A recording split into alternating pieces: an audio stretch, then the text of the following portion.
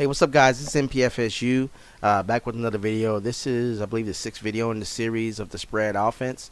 And today we're going to be talking about the spread offense versus the 4-2-5.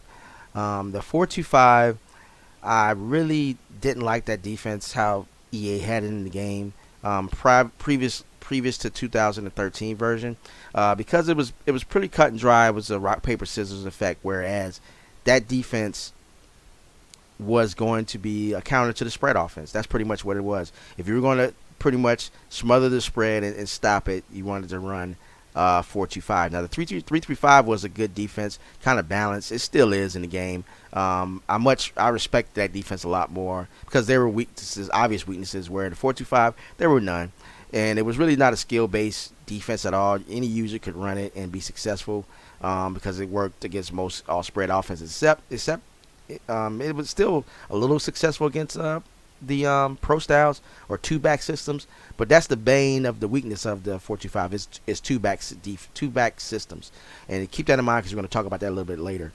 But what they've changed the 4-2-5 to now is more of a skill-based, personnel-driven defense. So you definitely have the right personnel, and you have to know exactly what kind of system the other offense is running, because you have to adjust your alignments based on the system. So we're going to get more into that once I do the 4-2-5 defense, and I'm going to do that after I'm done with this series, which I still have 2 more videos for. So let's go ahead and get right into it. And we're starting off with a two-back system. And let's go ahead and run the inside zone split. Now the two-back system just means that you have 2 halfbacks, or it could be 2 backs. It could be a tight end in the backfield, but you have 2 players in the backfield out other than the quarterback, and they're not aligned to the line of scrimmage. Now we're going to start off with normal and just going to call any play and watch this thing go.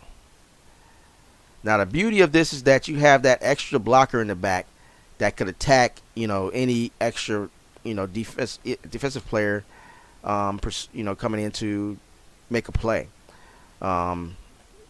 This play is actually to James Wilder, but it's definitely a nice play.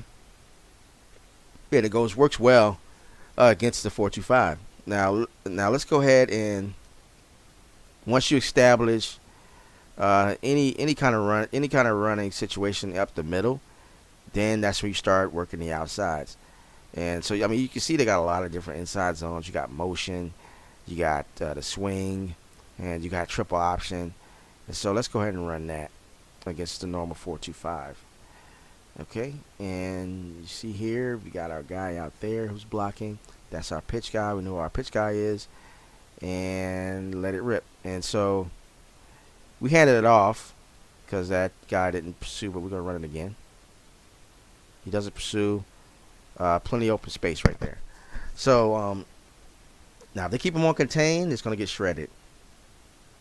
And I should have handed it off there, but look at that, I'm still able to beat that DN. All right, so that is the 2-back versus the normal 4-2-5. Now there's other setups for this, and I'll keep going through them here.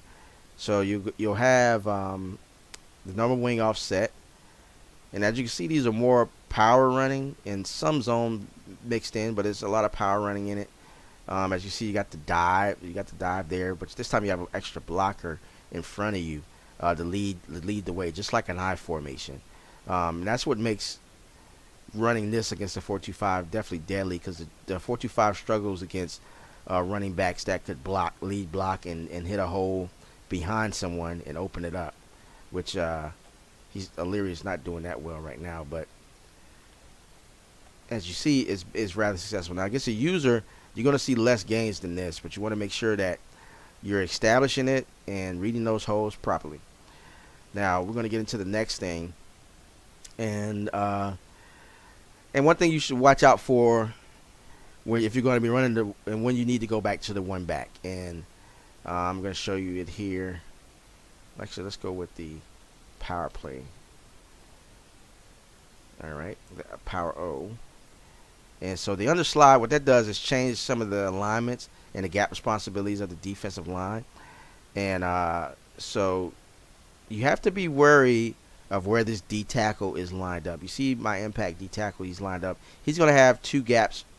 He's going to have two gaps responsibility, him and the other D tackle. And this is kind of to help out the linebackers because there's only 6 in the box. So if they have two big run-stopping D tackles and they're running this underslide, they're going to have a lot of success with stopping runs. You know, in this situation, I'm still able to run a little bit, but you can see the potential of disaster right there because that D tackle can just shed blocks and take care of that gap if I'm running in that direction. So, you know, you have to read and get my reads right and kind of adjust where I'm running because they take that lane away. So if you know, you're not going to get able to hit the hole that you want to hit because that guy has that gap responsibility. He also has the inside, but you see there, he's not able to make the tackle. And that's something to keep in mind right there. Now, against a one-back set, let me see, gets a two-back set, you run in the option. Let's see.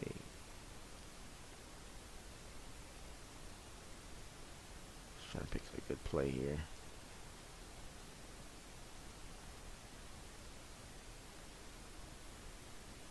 Alright. So we're ISO. And here we go. Alright, so we got two back. And we're running against normal. Once you establish the inside, then you want to go to the outside, just like we see here. Should be very easy. Get to the outside, get a block, get up the field. And running the option against this will be a lot more easier than the 3-3-5 defense. It's from the two-back system, mainly because they're going to be worried. You got the extra blocker coming around to peel anybody's cap. And look at there. So it's going to be against a 4-2-5. That is going to be kind of your bread and butter, but you want to establish that you're going to run in the middle. You have to establish that. Get him a little focus on it. You got that kickoff block. He's following that guy. Look at the quarterback just run for days. So that gives it used to be that was the end all say all against a two-back system, but it's not. It's supposed to only be successful against a one-back, and that's what it's good at. If you try to run, you know, 3 wide receivers, 4 wide receivers against this set, the only play that'll be good is the trap. Keep that in mind. And that is going to be it for this video. I hope this helps you out. Next, I'm going to be showing some actual gameplay versus users in rank match. And I'll show you my adjustments and my thought processes. And I'm going to have 2 videos, one with the 3-3-5 user and one with the 4-2-5 user, okay?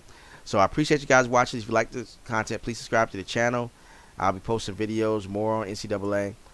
I appreciate you guys watching. Thanks. Peace.